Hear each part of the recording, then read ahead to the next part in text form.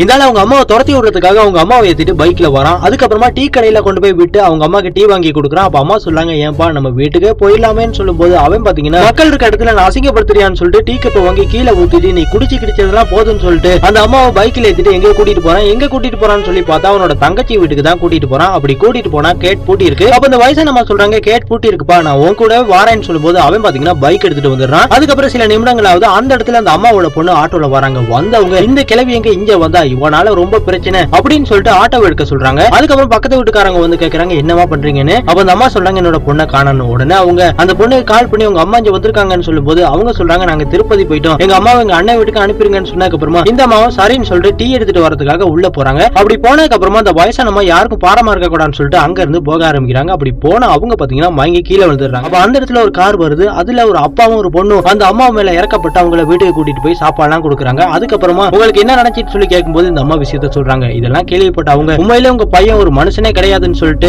அந்த பையனோட நம்பருக்கு கால் பண்றாங்க. அப்படி கால் பண்ணி சொல்றாங்க, உங்க பொண்ணு என் பொண்ணு ஸ்கூல் ஃப்ரெண்ட்ஸ், அதனால நம்ம 2 பேரும் நண்பர்கள், கிறிஸ்துமஸ் வரப்போகுது, அதனால நம்ம உதவி பண்ணணும், எங்க வீட்டுக்கு ஒரு 7 அம்மா வந்திருக்காங்க, அவங்களுக்கு நீங்க ஏதாவது உதவி பண்றீங்களான்னு சொல்லி கேட்கும்போது அவன் சொல்றான், ஏழைகளுக்கு உதவி பண்றதுன்னா எனக்கு ரொம்பவே பிடிக்கும், நாளைக்கே ஒரு சேலையை கொண்டு வரேன்னு சொல்றான். அடுத்த நாளாவது சேலையை வாங்கிட்டு உங்களோட வீட்டுக்கு வரான். அப்படி வந்ததுக்கு அப்புறமா கேட்கறான், எங்க அந்த 7 அம்மா, அவங்களுக்கு நான் சேலையை கொடுக்கணும்னு சொல்லும்போது இவங்க பாத்தீங்கன்னா இந்த ஆளோட அம்மாவை வர சொல்றாங்க. அதை பார்த்தோன்னு இந்த ஆள் ஆடி போயிடும். அதுக்கப்புறமா இவங்க சொல்றாங்க, நீ மனுஷனே கிடையாதியா, உங்க அம்மா மத்தவங்களுக்கு எல்லாம் உதவி பண்ற, ஆனா உங்க அம்மாக்கு உதவி பண்ணணும்னு உனக்கு தோணவே இல்லையான்னு சொன்னதுக்கு அப்புறமா இந்த ஆளுக்கு பாத்தீங்கன்னா அவன் பண்ண தப்பு எல்லாமே கண் முன்னாடி வருது. அதுக்கப்புறமா அவங்க அம்மா கிட்ட மன்னிப்பு கேட்கறான்.